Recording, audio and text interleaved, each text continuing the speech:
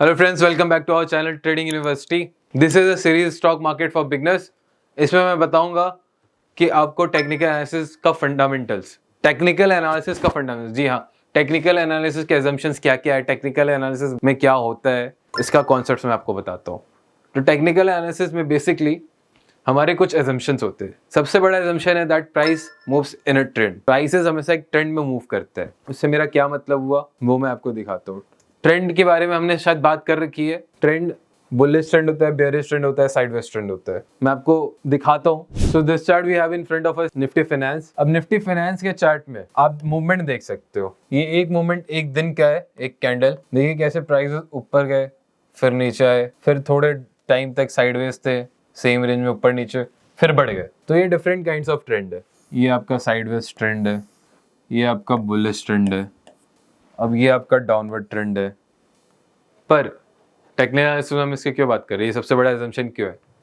क्योंकि हम बोलते हैं कि ट्रेंड इज योर फ्रेंड। अब टेक्निकल एनालिस्ट क्या करेगा, उसको ये ट्रेंड आइडेंटिफाई करना है। वो चाहेगा कि वो इस नीचे वाले ट्रेंड को यहाँ पे आइडेंटिफाई कर ले कि प्राइस अब ऊपर जाने वाला है, और इसको पूरे ट्रेंड को राइट करे वो यहाँ से यहाँ तक, और वो इतने बड़े मूव का पैसा कमाए। कुछ 19,400 से लेके 21,400 का, 1000 पॉइंट का पैसा कमाए वो।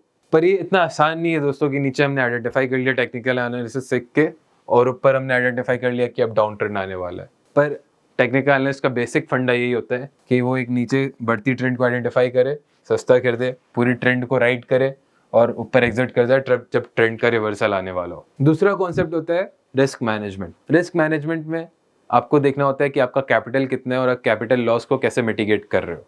क्योंकि भाई ये लॉन्ग रन गेम है, आपको सरवाइव करना होता है। आपके कुछ ट्रेड सही भी हो सकते हैं, कुछ गलत भी हो सकते हैं। मान लो आपने सही आइडेंटिफाई किया, मान लो आपने गलत आइडेंटिफाई किया। We say that technical analysis is an art. अब ये आर्ट में आप कभी सही भी होते हैं, कभी गलत भी होते हैं। आपकी प्रोबेबिलिटी कितनी ज़्यादा सही होने की वो डिफाइन करता है कि आप सक्सेसफुल ट्रेडर हो कि नहीं। 10 में से 7 बार आप सही हो तो you are a very good successful trader. But if you are wrong, you are not a successful trader, you are making loss. पर अगर आप लॉस बना रहे हो तो आप लॉस कम का बना रहे हो प्रॉफिट से, या ज़्यादा का बना रहे हो, वो रेशियो देखते हैं प्रॉफिट से लॉस का। तो manage your risk is the necessary.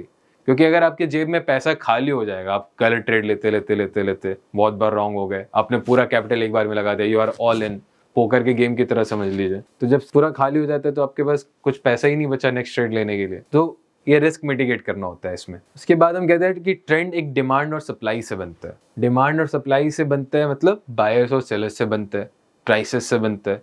तो ये प्राइस का मूवमेंट से एक ट्रेंड बन रहा है। यहाँ पे डिमांड बहुत है इस एरिया में, तो बार बार प्राइस ऊपर जा रहा है यहाँ से। यहाँ पे सेलर्स बहुत है, यहाँ पे डिमांड नहीं है, तो बार बार प्राइस यहाँ से नीचे जा रहा है।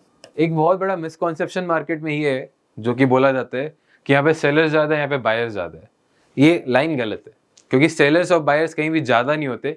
अगर वो इक्वल अमाउंट ऑफ ट्रांजेक्शन कर रहे हैं तभी वो एक कॉन्ट्रैक्ट बनता है। होता क्या है, उनकी पावर और एबिलिटी किसके पास ज़्यादा है वो देखते हैं।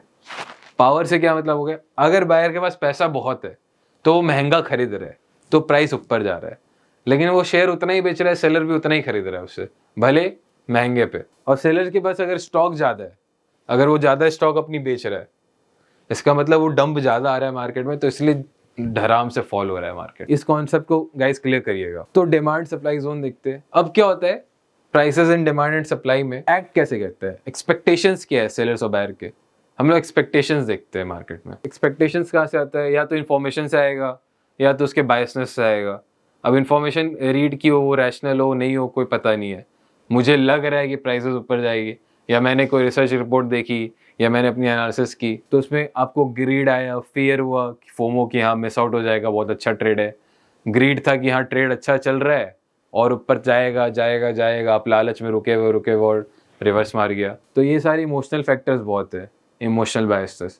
तो ये सारी आपकी एक्सपेक्टेशंस हो जाती है। अब ये एक्सपेक्टेशंस क्या है, प्राइसेस डिराइव कर रही है, तो इस तरीके से एक ट्रेंड बन जाता है। उसके बाद हम बोलते हैं कि ये पैटर्न्स यूनिवर्सल है।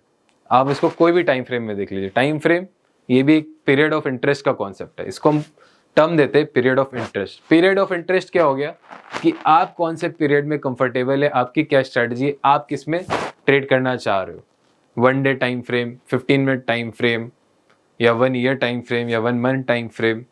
इसके लिए हम ट्रेंड भी कहते हैं। तो इसको बोलते हैं कि जो प्राइमरी ट्रेंड है, प्राइमरी ट्रेंड मतलब अब अगर मैं इसको 1 मंथ के कैंडल पे ले जाऊं, तो यहाँ मैं टाइम फ्रेम चेंज करता हूँ, मेरा पीरियड ऑफ इंटरेस्ट अब हो गया 1 मंथ। तो आप देखो कि प्राइमरी ट्रेंड क्या है, 1 मंथ में स्टॉक 2016 से लेके 2020 तक एक अप ट्रेंड में रहा है। प्राइमरी ट्रेंड ये था। जब ये प्राइमरी ट्रेंड अब अगर ईयरली भी ले तो हम देखेंगे मेजरली ऊपर ही जा रहा है स्टॉक मार्केट में, सीएनएक्स फाइनेंस। तो ये कभी भी ट्रेंड एक लाइन की तरह नहीं होती है। हमने ये ट्रेंड लाइन बना तो थी, पर ये एक लाइन होती नहीं। आप देखो फ्लक्चुएट कितना कर रहा है। अब इसको मैं और छोटे टाइम फ्रेम में ले जाऊं, मंथ से अगर वीक पे आ जाओ, तो आपके इसके अंदर का एक्शन मिलेगा। फिर आपको मोटा मोटा मूवमेंट सेम ही दिखेगा, ऊपर ही जाते हुए दिख रहा है, भले इसमें आपको बहुत बार नीचे का फॉल दिख रहा है जो आपको मंथली में नहीं दिख रहा था। तो पैटर्न मोस्टली सेम है, डायरेक्शन सेम है, इसलिए हम कहते हैं कि ट्रेंड इज योर फ्रेंड। आप प्राइमरी ट्रेंड देखो, उसके बाद इंटरमीडिएट ट्रेंड देखो। प्राइमरी ट्रेंड में हम लोग मंथली चार्ट या डेली चार्ट देखते हैं, इंटरमीडिएट में हम लोग वीकली चार्ट देखते हैं, या बहुत लोग मंथली भी देखते हैं जो प्राइमरी में ईयरली देख रहे हैं। उसके बाद हम आते हैं शॉर्ट टर्म ट्रेंड में। शॉर्ट टर्म ट्रेड में हम लोग डेली चार्ट देखते हैं। अब ये डेली क्या मूव हो रहा है, इसमें आप देखो कितना आपको मूवमेंट दिख रहा होगा। ये डाउन का, फिर अप का, फिर डाउन का, फिर साइडवेज का बीच बीच में। अब उससे भी छोटा ट्रेंड में लोग आते हैं इंट्राडे ट्रेडर, जो 15 मिनट की टाइम फ्रेम में देखते हैं, 1 घंटे की टाइम फ्रेम में देखते हैं, मिनट्स एंड आवर्स में। 15 मिनट चार्ट में भी देखो, डायरेक्शन मोस्टली आपको ऊपर जाते हुए दिखेगा, क्योंकि प्राइमरी ट्रेंड हमारा ऊपर था, लेकिन बीच में मूवमेंट्स बहुत बार बड़ा सा आपको डाउनफॉल भी दिख सकता है। ये देखिए फिर ऊपर जा रहा है। तो इसको हम लोग कहते हैं दैट टेक्निकल एनालिसिस में trends are fractal in nature. Fractal में क्या होता है, यूनिवर्सल है, आप लोग उसको किसी भी पीरियड ऑफ इंटरेस्ट में अप्लाई कर सकते हैं। ये सारे कॉन्सेप्ट्स है, टर्म्स है, period of interest, fractal in nature. Okay, अब ये आपने टेक्निकल एनालिसिस में समझा कि होता क्या क्या है। थैंक यू दोस्तों, आई होप कि आपको वीडियो पसंद आया होगा। Subscribe to our channel, like this video.